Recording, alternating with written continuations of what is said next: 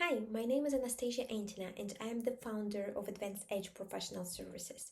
Here at Advanced Edge Professional Services, we offer high quality business analysis online and offline courses designed to improve the practice and knowledge of business analysis and also successfully prepare individuals for IIBA certifications in the area of business analysis.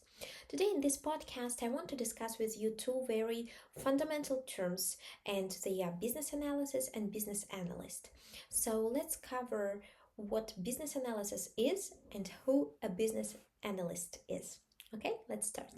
So, as you probably all know, one of the main books in the area of business analysis is the Business Analysis Body of Knowledge, right? Or the BABO Guide that was published by the International Institute of Business Analysis, or IIBA. And according to this BABO Guide, business analysis is the practice of enabling change in an enterprise by defining needs and recommending solutions that deliver value to stakeholders. Once again, the practice of enabling change in an enterprise by defining needs and recommending solutions that deliver value to stakeholders. So, this definition has several key words which are essential and very important for us. Let's start with the first one, and that is change. So, practice of enabling change. This means that we always work with some changes that are going to happen in an enterprise or probably in a department or within a certain business process. So the levels can be different, but at its core, business analysis is about change management, right? Change itself is the act of transformation. Assume we have a business process in our company that needs performance improvement, and then we have to call a business analyst who will analyze the existing business process, identify those inefficiencies, and come up with several approaches how to improve the existing business process. And once one of those approaches is approved by the key stakeholders, the act of change is happening, right? Or the act of transformation in response to a need, and the need is improve efficiency. Let's proceed to the next keyword, which is needs. It is very important to remember that the business analyst should always work with the real needs an enterprise, a department, a company, a firm, or a business process has, right? The real needs, not expressed desires, not some wishes or wants. We always work with the real needs, because sometimes stakeholders and enterprises can come and tell us about their expressed desires. For example, well, currently all our payments processes are manual, and the only way we can accept payments from our customers is by cash, for example. And to improve this process, we want to integrate with the payment processor ABC. Let's do that. Well, this is not where the business analysis work starts. The business analysis work starts several steps before that. Well, okay, you want to integrate with the payment processor ABC, but why? What is the real need that you are trying to address?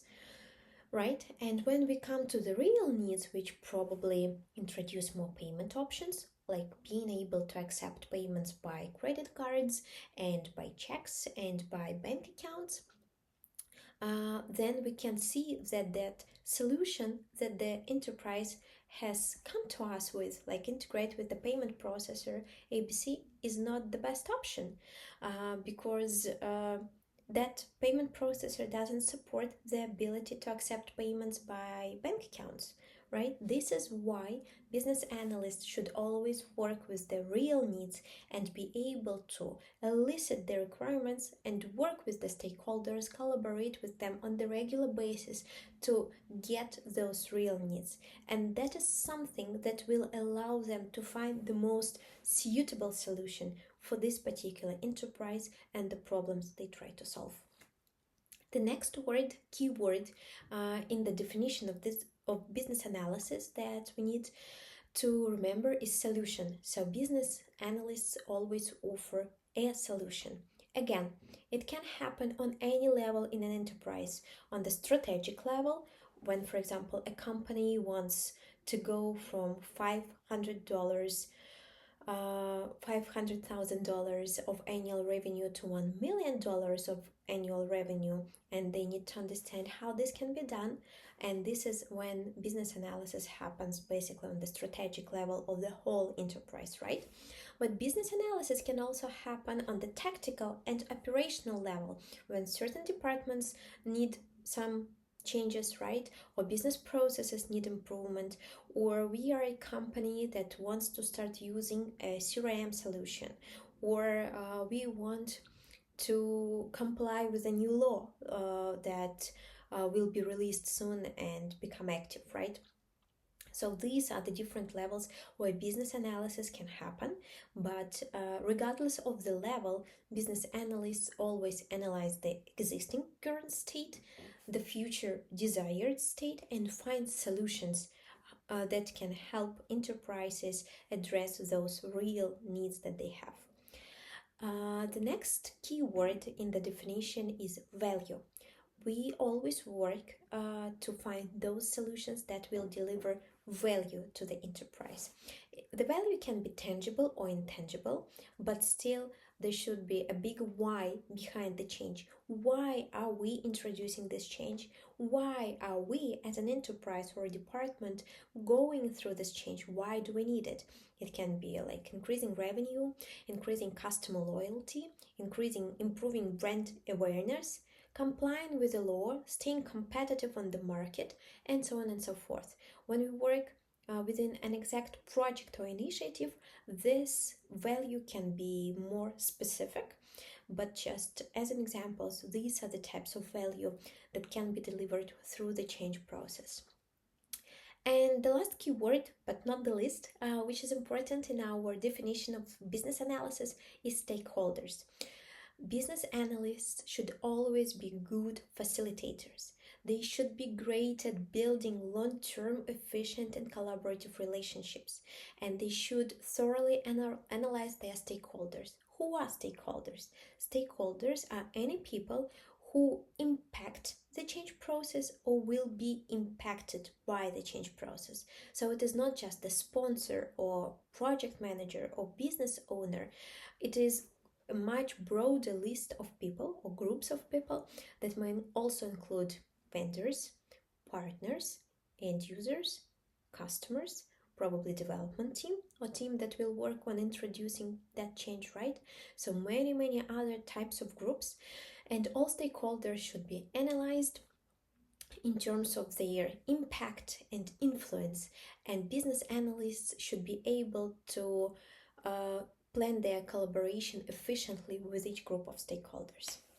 So this is what the definition of business analysis is: the practice of enabling change in an enterprise by defining needs and recommending solutions that deliver value to stakeholders. Once we understand this definition, we see that basically business analysis is industry agnostic. It is not specific to software development or IT industry. It can be applied anywhere for successful change management in case an enterprise wants to get value out of that change, right? So now let's come to the second part, to the second term, and let's talk about who a business analyst is. Well, again, according to the BABOK guide, or the business analysis body of knowledge, business analyst is anybody who performs business analysis activities, regardless of their job title. So this can be a solution architect, or maybe a project manager, product owner, some C-level positions who analyze the strategy, business analysts, requirements engineers, and so on.